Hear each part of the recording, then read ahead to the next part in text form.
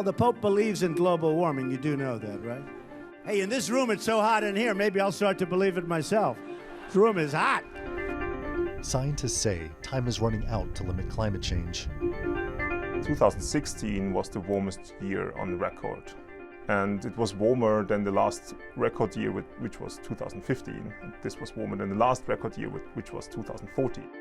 And a historic deal that aims to curb global emissions at 2% is hanging in the balance.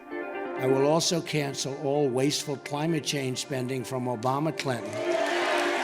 What skeptics normally say is that climate is changing all the time. It did it in the past, it will do it in the future. It'll go up, it'll get a little cooler, it'll get a little warmer like it always has for millions of years. It'll get cooler, it'll get warmer. It's called weather. And this is totally true. So it's warming up over 40,000 years and it's cooling down over 10,000 years and again and again. So just going up and down. What we see in the last 150 years is totally different from that. It's now already much warmer than in any year in the last 800,000 years. Trump rose to power on the backs of the so-called flyover states. On the shoulders of many of those flyover states are the Rocky Mountains, a vital source of water for people on both sides of the Continental Divide.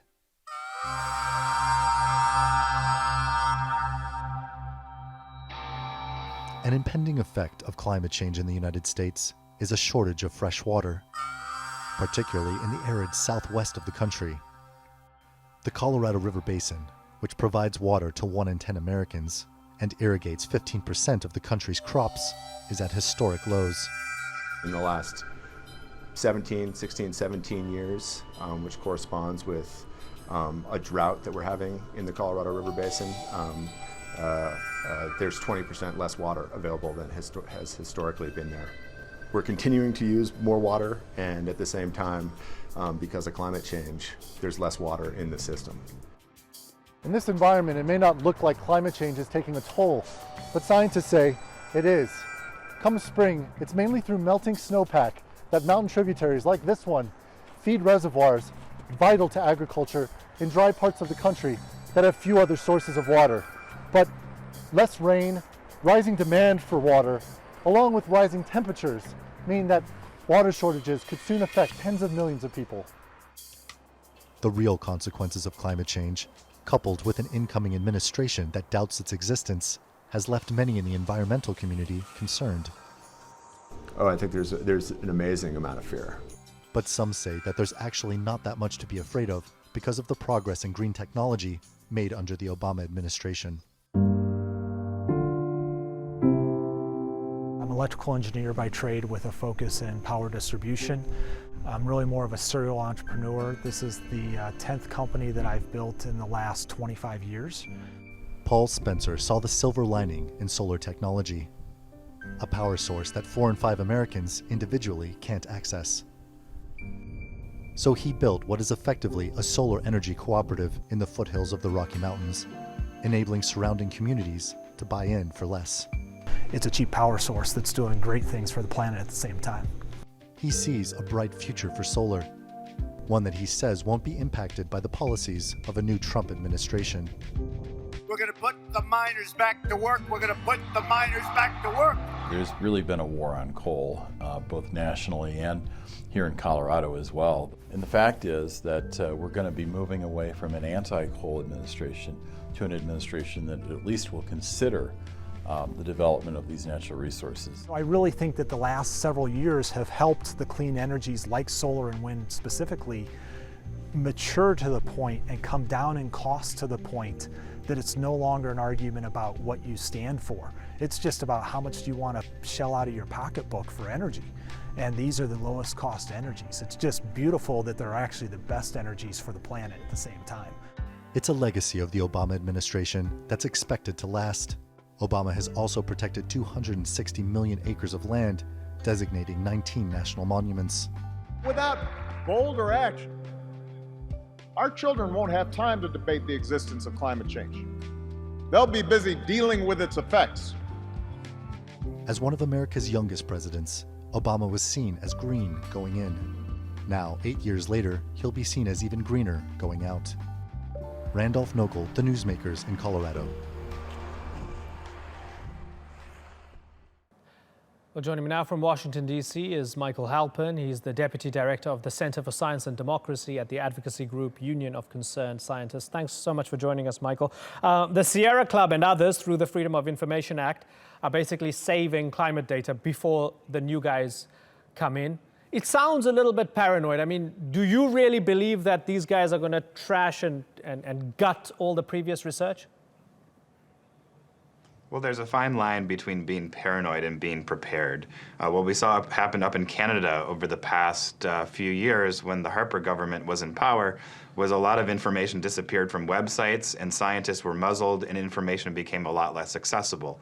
During the Bush administration here in the US, a lot of scientists had their work censored, and so it's not a big leap to think that a lot of information will either be made less accessible or they'll stop collecting it. Mm-hmm. Now, a lot of these Trump cabinet picks can be called, I guess, climate skeptics, some of them outright climate deniers. The mainstream consensus, 97% or so of scientists say that the Earth is warming, there's climate change, and it's our fault. But I wonder, in trying to be fair to them, in trying to listen to them, has there been any data in the last couple years or so that might show that perhaps climate change is happening maybe not as rapidly as we previously thought or apocalyptically as we previously thought, and perhaps the science is not fully settled that it's all our fault? Well, we are already seeing the impacts of climate change all around the world and here in the United States, whether it's from drought or increased fires or problems with extreme weather. And so we know that climate change is occurring and we need to take significant steps to address it. Whether or not the next administration will engage in that kind of activity, we know that mayors all around the United States and that countries all around the world are committed to dealing with climate change and that we need to move forward.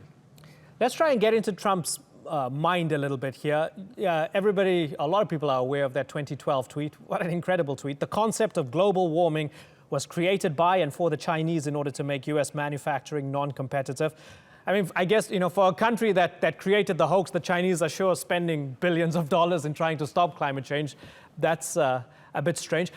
I wonder, do you actually think that Trump still believes that, or that maybe he's a little bit adaptable and adjustable in his thinking as he goes along? Well, it's hard to know what he believes. We do know that a lot of the people he's appointing to important government positions have a history of attacking the agencies that they're being asked to lead and have a history of making a living out of attacking scientists and undermining climate science. And so it will be important to reach out to the president-elect, and he is testing the waters to see how far he can go and to see how his message resonates with the people. It's pretty clear that scientists are willing to speak up and are ready to point out the impact of his policies on the American people, and I think it's going to be real clear, real fast, that it's a losing proposition to continue to deny the science. Yeah, I mean, I'm just wondering, do you believe that they are ideologically against the climate consensus and the scientific consensus, or that maybe they're a bit pragmatic as they go along?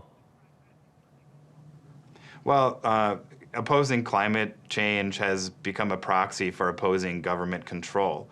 It's important to recognize that there are many ways in which you can use science to improve people's lives without the government being in the way.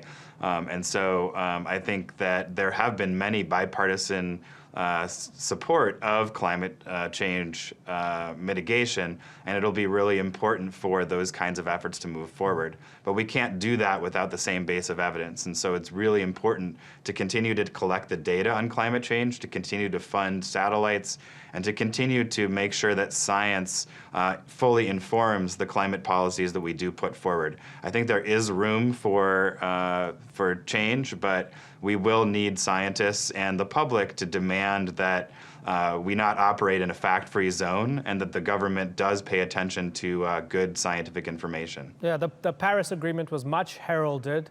I wonder, are you maybe fearful that because it took President Barack Obama to be tremendously enthusiastic, along with Ban Ki-moon, along with the Chinese and so on, they had to be extremely enthusiastic to bring everybody else on board when it came to Paris, even if a Trump administration doesn't gut the climate data, even if they don't do anything actively to destroy all these years of scientific hard work, just their lack of enthusiasm, will that be negative when it comes to a sort of global approach to stopping climate change?